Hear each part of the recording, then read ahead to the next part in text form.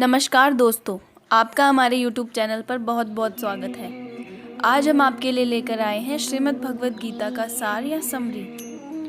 पर इससे पहले कि इसे शुरू करें, कुछ बातें हैं जो हम आपसे शेयर करना ज़रूरी समझते हैं। यह बात तो हम सभी को मालूम है कि भगवान यानी परमात्मा एक ही है, पर उन्हें न पहचानने के कारण, न जानने के कारण इस बात को मानते नहीं हैं। परमात्मा को न जान पाने के कारण भी कई है, जिसमें सबसे पहला तो यही है कि वह दिखाई नहीं देते। सोचिए, जब आत्मा को ही आंखों से नहीं देखा जा सकता तो परम आत्मा को कैसे देख सकते हैं। जिस प्रकार एक आत्मा को अपनी बात कहने के लिए मानव शरीर लेना पड़ता है और हम इंसान या मनुष्य कहलाते हैं, ठीक उसी प्रकार साइंस कहे या स्पिरिचुअल साइंस कहे, परम आत्मा को भी इंसान के शरीर का आधार लेना ही पड़ता है। अध्यात्म यानी आत्मा, परमात्मा और इस वर्ल्ड ड्रामा व्हील की स्टडी। धर्म यानी धारणाएं, अर्थात वो नियम जो इंसानों के लिए बनाए गए। दुनिया में लगभग 12 मुख्य धर्म है और सभी में ईश्वर के स्वरूप के लिए समान बातें कही गई हैं। तभी ईश्वर को सर्वज्ञ भी कहा जाता है।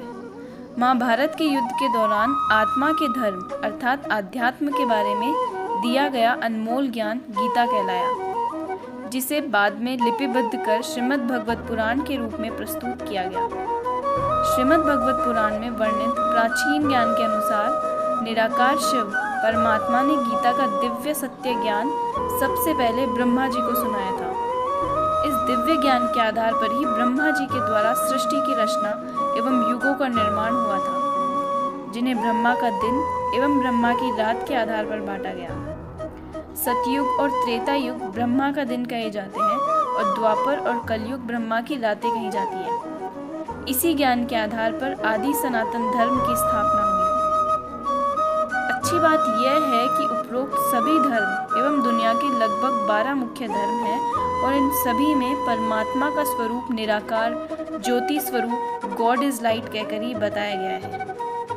यहाँ यह सब बातें शेयर करने के पीछे भाव यही है कि किन्हीं भी नबी अथवा धर्म प्रवर्तक या संदेश वाहकों में से किसी ने भी स्वयं को ईश्वर नहीं बताया। यहाँ तक कि श्रीमद् भगवद गीता में भी श्री कृष्ण जी के माध्यम से भी यही कहा गया है कि परमात्मा कभी जन्म नहीं लेता। वह जन्म और मृत्यु के परे है, बियॉन्ड है, निराकार है, अशरीर है। गीता के वचनों के अनुसार जो कोई भी परमात्मा को देहधारी मानता है वह परमात्मा को नहीं जानता। अर्जुन को भी उसके सत्य स्वरूप यानी आत्म भाव में टिककर प्रकाश स्वरूप परमात्मा का ध्यान करने का स्पष्ट निर्देश यानी क्लियर डायरेक्शन दिया गया है। फिर प्रश्न यह उठता है कि जब परमात्मा का स्वरूप एक है, उनके एट्रीब्यूट सेम हैं, तो फिर इतने सारे धर्म कैसे बन गए और सभी एक होकर क्यों नहीं रहते? इसका जवाब है ठीक तरह से अपने धार्मिक ग्रंथों को न समझना। जी हाँ, यह छोटा मुंह बड़ी बात लग सकती है, पर यही सच है। हम सभी परमात्मा को उतना ही जानते हैं जितना हम खुद को। हम देवात्माओं यानी देवी देवताओं को पहचानते हैं, धर्म आत्माओं को पहचानते हैं, संत आत्माओं को पहचानते हैं, महान आत्माओं और मनुष्य आत्माओं को पहचानते हैं, पर उस एक परम आत्मा को नहीं पहचान पाए हैं। शायद इसीलिए हम धर्म के नाम पर एक दूसरे से अब तक लड़ते आए हैं। पर सत्य ज्ञान कभी भी बांटेगा नहीं, वह सभी को एक करेगा, यूनाइट करेगा, और इसे ही आध्यात्म कहा जाता है। इसमें कोई दो राय नहीं है कि परमात्मा का संदेश है कि धर्म की रक्षा करने से आपकी रक्षा होती है, पर यह बात भी तो समझने की है कि परमात्मा तो आत्मा के धर्म की रक्षा करने को कहते हैं, जो कि है शांति और पवित्रता। शरीर का धर्म तो मौत के साथ ही छूट जाता है, पर शांति और पवित्रता तो शरीर छूटने के बाद भी आत्मा को चाहिए ही होती है। और किसी भी धर्म में जन्मी आत्मा क्यों न हो, सभी को शांति और सुकून की तलाश होती है। बहरहाल हम सभी जानते हैं श्रीमद् भगवद गीता पर अनेक विद्वानों ने अपने तरह से टीका टिप्पणी की है, अपने अपने वर्जन्स भी निकाले हैं। हमारा यहाँ ऐसा कोई इरादा नहीं है। हम सभी यह भी जानते हैं कि इतिहास के पिछले दौर में भारतीय पुस्तकों, धर्म ग्रंथों को कई बार नष्ट भी किया गया है। ऐसे में संपूर्ण सत्य का सामने आ पाना भी संभव नहीं है, पर जितना सत्य भी हम इसमें से पाते हैं, हम उसके लिए सर्वशस्त्रमयी शिरोमणि कहलाने वाली गीता को और इसके स्वरूप को सुरक्षित रखने वालों को दिल से शुक्रिया अदा करते हैं। हमारा उद्देश्य आपको best ideas, best knowledge available कराना है। कहा जाता है संस्कृत भाषा के जनक आदि गुरु शंकराचार्य जी हैं, जिनका जन्म 17वीं शताब्दी का बताया जाता है।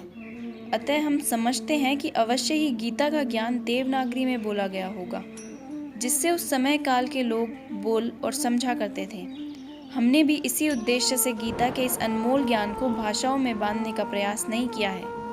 हमने एक सरल भाषा शैली का चुनाव किया है, जिससे सभी हिंदी स्पीकिंग बेल्ट के व्यूअर्स इसे आसानी से समझ सकें। हाँ, एक बात और, अगर हम सच में चाहते हैं कि गीता का ज्ञान हमें समझ आए, तो हमें खुद को अर्जुन यानी ज्ञान का अर्जन करने वाली आत्मा समझकर यह चैप्टर सुनने हो चाहिए।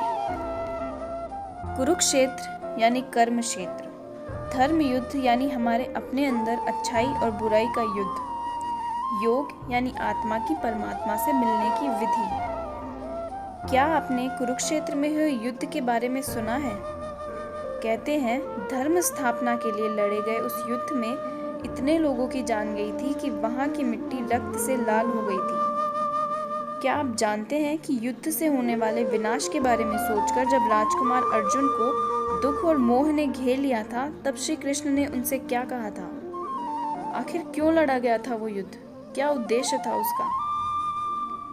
भगवत गीता का मतलब है भगवान द्वारा गाया हुआ गीत। इस पवित्र ग्रंथ की गहराई को समझना इतना आसान नहीं है। कई ज्ञानी कहते हैं कि भले ही ये युद्ध कुरुक्षेत्र की भूमि पर अस्त्र शस्त्र से लड़ा गया था, लेकिन इसमें दिए गए संदेश का मकसद हमें ये समझाना है कि हमारा मन भी कुरुक्षेत्र की तरह एक रणभूमि है, जहाँ लालच, मोह, गुस्सा, वासना आदि कौरवों की तरह 100 अवगुण बसते हैं, जिन्हें हमें अपनी पांचों इंद्रियों, जो 5 पांडव के प्रतीक है, को काबू में करके हराना होगा।